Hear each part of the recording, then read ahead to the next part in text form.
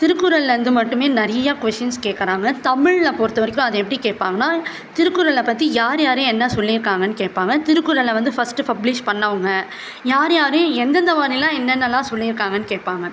அதே GS unit 8 திருக்குறளில் வந்து என்ன கேட்பாங்கன்னா, ஒரு திருக்குறள் கொடுத்துட்டு அதோட மீனிங் கேட்பாங்க. ஓகேங்களா? இந்த பாருங்கள், இந்த கொஷின் இந்த மாதிரி ஒரு கொஷின் கேட்பாங்க. அப்படி இல்லைன்னா அதோ இந்த மாதிரி.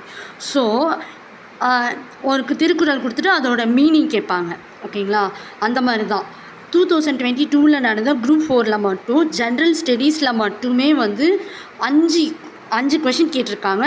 திருக்குறள்லேருந்து மட்டுமே 5 கொஷின்ஸ் கேட்டிருக்காங்க. ஓகேங்களா? அந்த ரீல்ஸ் வந்து இதிலே கீழே இருக்குது, ப்ரீவியஸாக செக் பண்ணி பாருங்கள். தமிழில் வந்து ஸ்டேட்மெண்ட்டாக கேட்குறாங்க.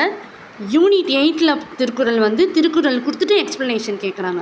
ஸோ எதுக்கு எந்த மாதிரி படிக்கணும்னு நல்லா பார்த்துக்கோங்க. ஓகேங்களா? இந்த வீடியோ உங்களுக்கு பிடிச்சிருந்தா லைக் பண்ணுங்கள், ஷேர் பண்ணுங்கள். உங்கள் ஃப்ரெண்ட்ஸ் யாராவது டிஎன்பிஎஸ்சிக்கு படிச்சிருக்காங்கன்னா அவங்களுக்கு சொல்லுங்கள். தேங்க்யூ ஃபார் வாட்சிங்.